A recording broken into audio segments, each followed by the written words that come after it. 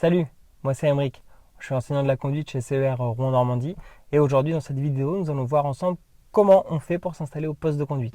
Être bien installé au poste de conduite c'est important pour plusieurs raisons. La sécurité, le confort, l'accessibilité aux commandes et en plus ça peut vous rapporter 2 points le jour de votre permis si vous êtes bien installé derrière votre volant. Alors le premier réglage pour l'installation au poste de conduite c'est la hauteur du siège. Vous allez devoir placer votre regard à mi-hauteur au niveau du pare-brise. Pour cela, vous avez sur le côté du siège, entre la portière et votre siège, une petite poignée qui monte et qui descend, qui va vous permettre de pouvoir monter ou descendre le siège pour bien positionner votre regard. Sur le siège, vous avez un deuxième réglage qui est aussi important, c'est l'inclinaison du dossier.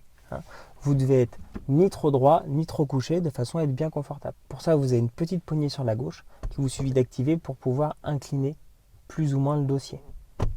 Troisième réglage très important pour le réglage du siège, c'est la profondeur du siège. Pour ça, vous avez sur le devant une petite barre en métal qu'il vous suffit d'activer pour reculer ou avancer le siège. Dernier réglage pour le siège, c'est l'appui-tête. Il suffit de le monter ou de le descendre de façon à ce que votre tête soit bien au milieu de celui-ci. Alors une fois que vous avez fini de régler votre siège, il y a un autre réglage important qui est la hauteur du volant. D'accord ? Vous avez une petite poignée sous le volant qu'il vous suffit de tirer. Ensuite, vous pouvez ramener, enfoncer votre volant de façon à ce que quand vous placiez vos deux bras, vous ayez les bras légèrement fléchis, non pas très tendus et complètement pliés.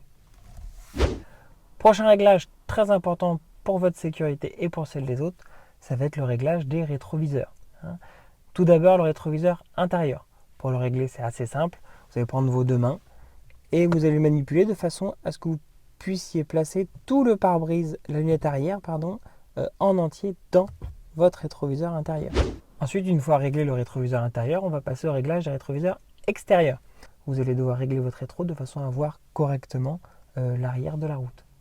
Ça y est, voilà prêt à partir. Mais avant, le jour du permis, avant de décoller, il faut penser à vérifier que tout le monde soit bien attaché. Il suffit de poser une question assez simple. Est-ce que tout le monde est bien attaché dans la voiture? Et ça vous permettra d'avoir 2 points le jour de votre permis.